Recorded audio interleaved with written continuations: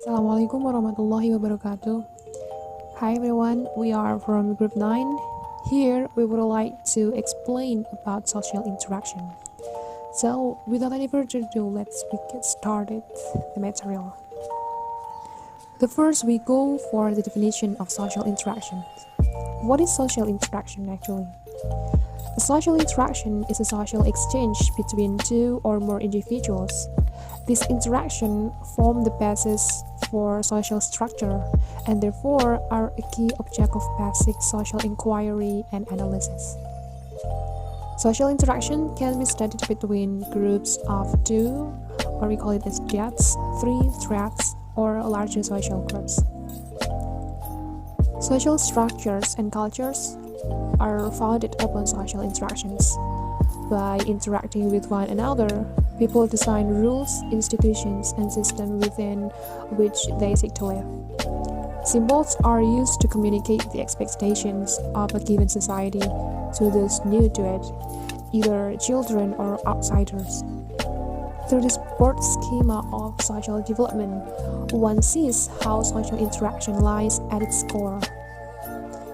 The empirical study of social interaction is one of the subjects of microsociology, which concerns the nature of everyday human social interactions and agency on a small scale. Methods include symbolic interactionism and ethnomethodology, as well as later academic subdivisions and studies like psychosocial studies, conversational analysis, and human-computer interactions. With symbolic interactionism, reality is seen as social, developed interaction with others. It argues that both individuals and society cannot be separated far from each other for two reasons. One being that they are both created through social interaction. The second reason is that they cannot be understood in terms of without the other. In the methodology, an offshoot of symbolic interactionism, which questions how people's interaction can create the illusion of a shared social order despite not understanding each other fully and having different perspectives. Social interactions, this function is utilized to make social relationships.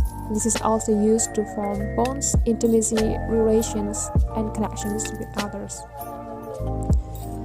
Within the social interactions, there are several elements within. The first, we have social status. Social status refers to one's standing in the community and his position in the social hierarchy. Social status refers to the honor or prestige attached to one's position in society.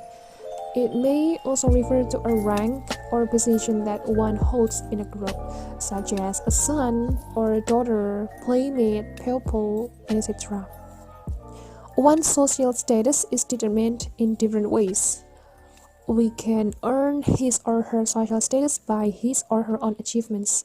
This is known as achieved status. Alternatively, one can inherit his or her position on the social hierarchy. This is known as ascribed status. An ascribed status can also be defined as one that is fixed for an individual at birth, like sex, race, and socioeconomic background.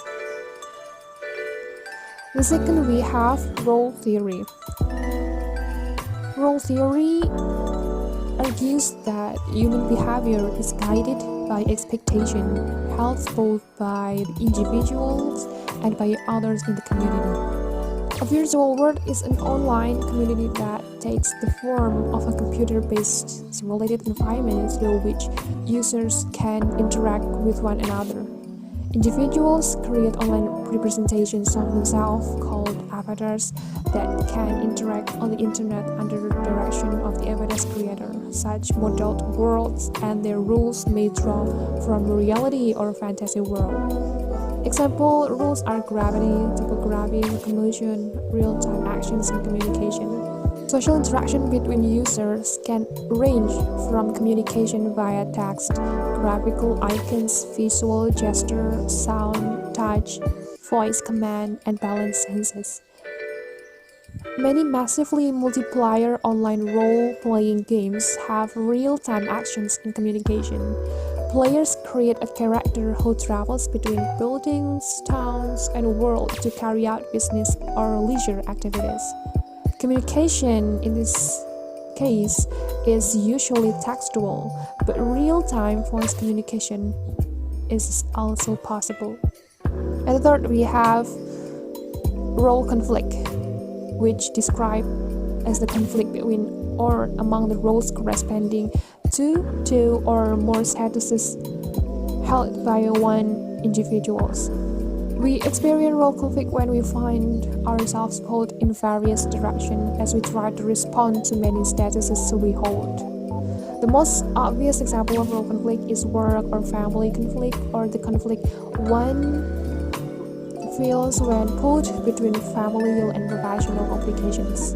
Take for example, a mother who is also a doctor. She likely has to work long hours at the hospital and may even be on call several nights a week, taking her away from her children. Many individuals who find themselves in this position describe feeling conflicted and distressed about their situation. In other words, they experience role conflict. The fourth, we have culture. Culture is the set of beliefs, values, symbols, rituals, fashions, etiquette, foods, and art that unite a particular society. And we have social class. Social class is a measure of where a particular person falls on the society hierarchy. A social hierarchy refers to the arrangement of people in society, with some people having more power and others having less. Social hierarchies, also referred to as social stratification, largely refers to socioeconomics or the amount of material and social capital that an individual possesses. However, the socioeconomic classification is a stand-in for the amount of power possessed by an individual. Thus, one can layer and categorize individuals and classify them by group according to how much social power they possess. And next, we have groups. Groups are collections of people who identify and interact with one another and are united in some way. A social group is a collection of people who identify and interact with one another. They are united in some way, meaning that they may share interests, values, language, backgrounds, social roles, or family ties. Then we have social institution. An institution is any structure of mechanism of social order governing the behavior of a set of individuals within a given community. An institution is any structure of mechanism of social order and cooperation governing the behavior of a set of individuals within a given community. Institutions are identified with a social purpose and permanence, transcending individual lives and intention by enforcing rules that govern cooperative behavior. Then we have social networks. A social network is a social structure that exists between actors, individuals, or organizations. A social network indicates the way that people and organizations are connected through various social familiarities, ranging from casual acquaintance to close familial bonds. Social networks are composed of nodes and ties. The person or organization participating in the network is called a node. Ties are the various types of connections between these nodes. Ties are assessed in terms of strength. Loose connections, like mere acquaintances, are called weak ties. Strong ties, like family bonds, are called strong ties. And for the last, we have virtual worlds. As we described above in the first explanation, a virtual world is an online community that takes the form of a computer-based simulated environment through which users can interact. So the users here interact via computer or internet. Individuals create an online representations of themselves so that they may interact with the others through virtual world or internet or social media and etc. Or the next one, I'm going to explain about the types of social interactions. So the first social interactions is exchange. What is exchange? So it is a type of social interactions where the individuals, groups, or even societies interact in an effort to receive a reward for their actions. So these exchange social interactions could show how is someone value and interest about something. The reward for the actions given can be material or non-material, and someone will get a positive feedback if they are doing a good thing, or will get negative feedback if they are doing a bad thing. So let's take an example here. The example is where a student doing well in exam and serious in class, then the reward is getting an A grade from the teacher. Okay, the next one is competitions. So what is competitions? So it is a type of social interaction where two or more persons or groups oppose each other to achieve a goal that only one that can be the winner, or a person that been chosen by the society as somebody. So which means that this social interaction has trained someone to be responsible, hardworking, follows the given rules to achieve something important, meaningful, and powerful. But however, competition can also lead to psychological stress, a lack of cooperation in social relationships, inequality, and even a conflict. So, what is the example? So, the example is the first one is in the debate competition. So, it's like each student will compete in the current event to achieve the winner's podium and trophy, which is meaningful and powerful. And the second example is the president elections. So each president candidate will giving a speech, vision and mission, and the oath of president to the citizens, which involve all of the citizens to choose who is the right person to get the power that control the country. Okay. The next one is the third one. It is conflict. So it is a type of social interactions which deliberate attempt to control by force, oppose, or harm the will of another person of groups. So like this social interaction can be prepared or non-prepared that have the goals of defeating the opponent or such a chaos. So I have the example for the conflict.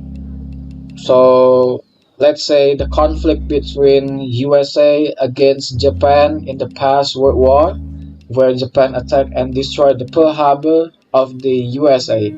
Then the USA takes a revenge of war against Japan by also attack and destroy the heart of Japan, which is Hiroshima and Nagasaki, until ground and ashes.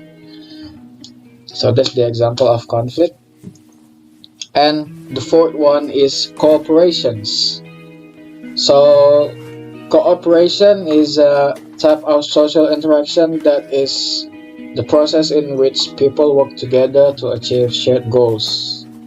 So cooperation is a social process that gets things done, and no group can compete its tasks or achieve its goals without cooperation from its members, of course.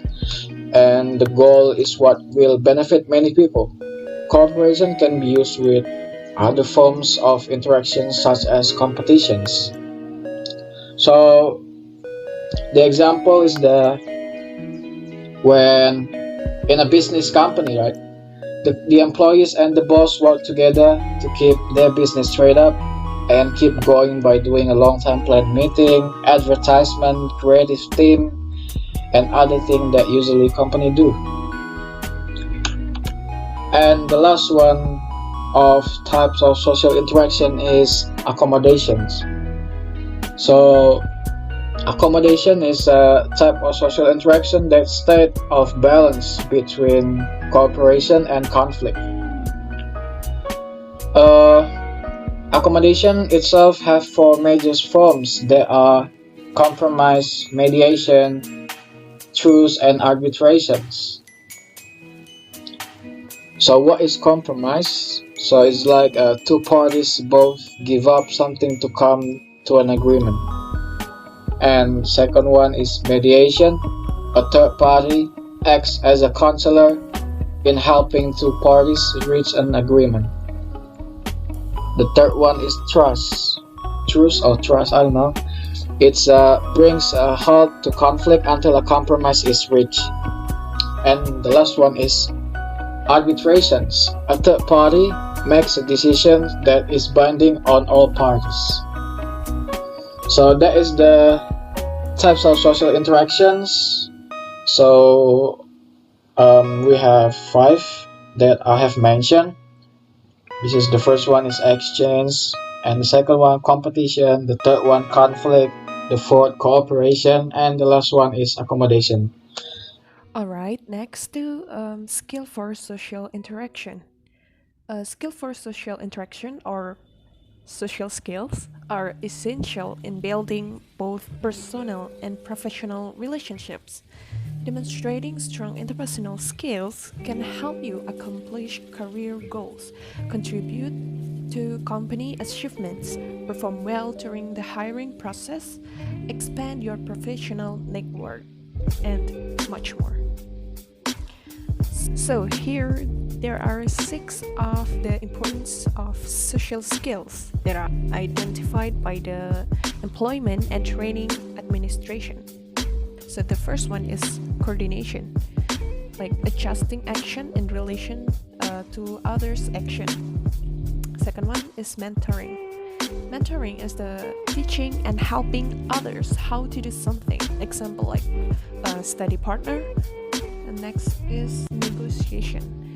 Negotiation is the discussion aimed at reaching an agreement. And there are persuasion. Persuasion is the action or fact of persuading someone or of being persuaded to do or believe something. Next is the service orientation. Actively looking for ways to evolve compassionately and grow psychosocially with people.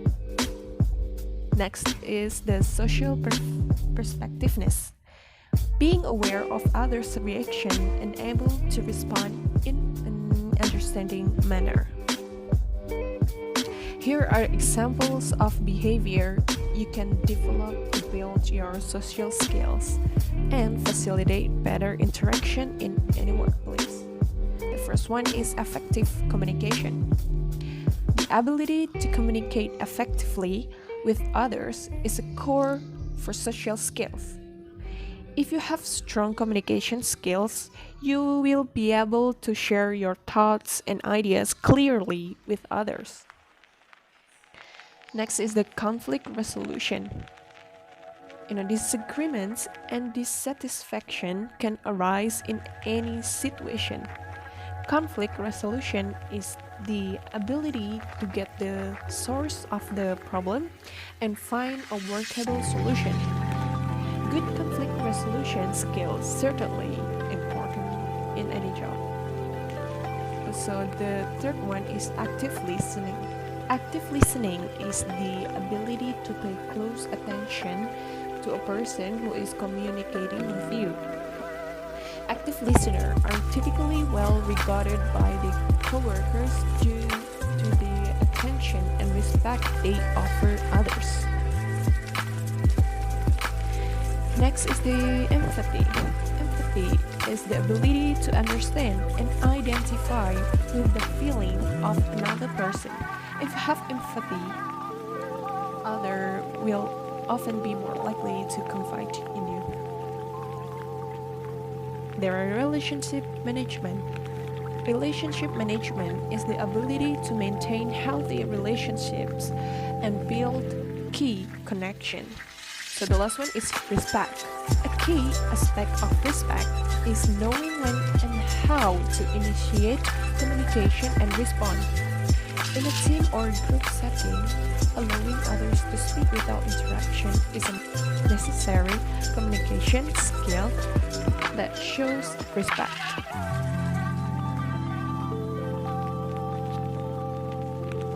So the point of skill for social interaction, well, that social skills are used to communicate with others daily in a variety of ways, including verbal, nonverbal, written, and visual.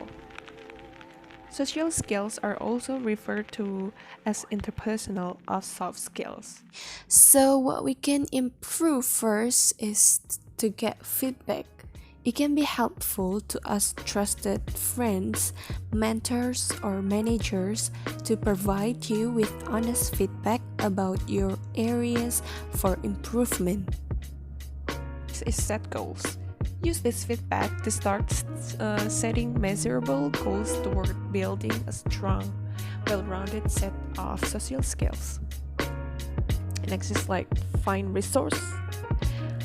There are countless of sources you can find. It can be from classes, guides, books, and other tools both online and offline. You might also try to search for materials based on specific topics, such as body language. So the last one is identify areas for practice. Once you have learned tactics and tips for improving your social skills, put them into practice at home and work. Okay, next is the comparison of American to Indonesian social interaction. The first is the introduction and greeting. Introduction and greetings are the most basic things that must be understood if you want to understand social relationship. Here, we will compare both American and Indonesian. The first is how are you? When you say how are you in America, this phrase is used more as greeting or part of greeting rather than as an query about your health. But when you say apa kabar in Indonesia, this phrase is a great word to start a friendly conversation with an Indonesian. Next is good morning. When you say good morning in America, this phrase is used as a greeting when meeting somebody for the first time in the morning, or a greeting said when parting from someone in the morning. But when you say selamat pagi Indonesia, this phrase is spoken from sunrise until about 10 a.m. Next is good afternoon. When you say good afternoon in America, this phrase is spoken as a greeting when meeting somebody in the afternoon. I mean after 12 p.m. and before 6 p.m. And then selamat siang in Indonesia. When you say selamat siang Indonesia, this phrase spoken in the middle of the day around noon. I mean usually in 10 a.m. until 2 p.m. But when you say selamat sore in Indonesia, this phrase is spoken from 2 p.m. until sunset. The next is good evening. When you say good evening in America, this phrase is used as a greeting in the evening.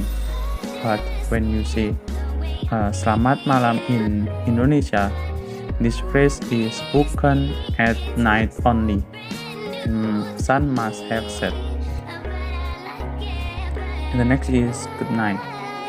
When you say good night in America, this phrase is spoken as a farewell in the evening before going to bed. But when you say selamat tidur in Indonesia, maybe this phrase is spoken to someone going to sleep, to bed.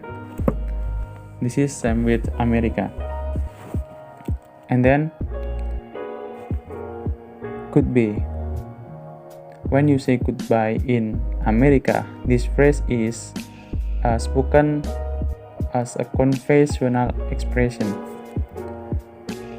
and used at leave-taking or parting with people, and at the loss of or rejection of things or ideas. But when you say selamat tinggal in Indonesia, this phrase is spoken when sending a long farewell to a person being left behind. In this case, the person departing express this word to the person staying behind. In Indonesia, tinggal means to live or stay.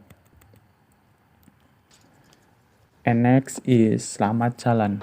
When you say selamat jalan in Indonesia, this phrase is spoken when sending a long farewell to person leaving. In this case, the person staying behind expresses this word to person departing. In Indonesia, selamat jalan means to travel or go. And the next is see you later. When you say see you later in America, this is a phrase spoken when expression of farewell or informal used to express goodbye.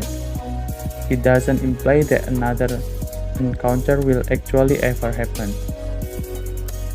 But when you say selamat jumpa in Indonesia, this phrase is spoken to someone who will return shortly. The next is nonverbal communication. Charlie Wu divides type of nonverbal communication, such as following below. The first is public display of affection. The second is cultural gestures. And the third is eye contact and movement. The fourth is sign language. The next is facial display of emotion.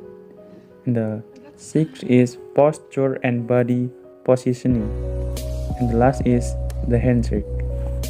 Non-verbal communication, the common and uncommon in American and Indonesian culture. There are some differences in social interaction that exist in each country due to different habits. I will give an example of difference in customs in a country. The word give, receive, and eat with the left hand. In America, you can introduce yourself with a handshake, especially in business environment. It's proper to use team handshake, left or right, with direct eye contact. But in Indonesia, to give, receive, and eat with the left hand is unacceptable and considered impolite. The left hand is toilet hand. They usually use their left hand to cleanse up after urinating or defecating. That is why they consider the left hand is dirty. I promised Trigger that we'd leave our keys. Second sample. Touch or pat on other's head. An open palm pat on the head of a child is a gesture of fondness in North America. If you need to get a child's attention, it's also the case is the place to talk them. But in Indonesia, the head is secret and should be respected. Patting on another's head is not done among adults and even should be avoided with children. Third, sample, call people animal names. Well, here in the United States, it's okay to address a person as a dog, as long as we don't call she or he a dog. Here is an English example. What's up, dog? Not much dog. But in Indonesia, it's impolite to call people names. In Indonesia, calling someone a dog, anjing, is bad, or pecinus and other kind of animals is not a good idea. So, why do they call them? An example, apa kabar anjing? Tidak ada lagi. Obey the elders. In America, people call the elder with their first name, but in Indonesia, we have to greet the elders when we want to eat, and also you cannot call the elder by their first name. This is incredible implied. For example, when one manager is younger than another, you should call the manager with a title like sir or madam. The last example, conversation about religion. For Americans, a conversation or perhaps an argument regarding religion or morality by the timing and situation is awkward and uncomfortable conversation. But in Indonesia, it's common for Indonesians to ask about someone's religion. If you say that you are atheist or do not believe in God, they will think that you are communist. Then say that you are atheist. Okay, conclusion. Social interaction is the process by which people establish contact and communicate to influence one another in thought and actions. In social interaction, there are several types that you must know. The skills that you must master and understand the differences in interacting with people from different ranges of conflict. Because there are several differences that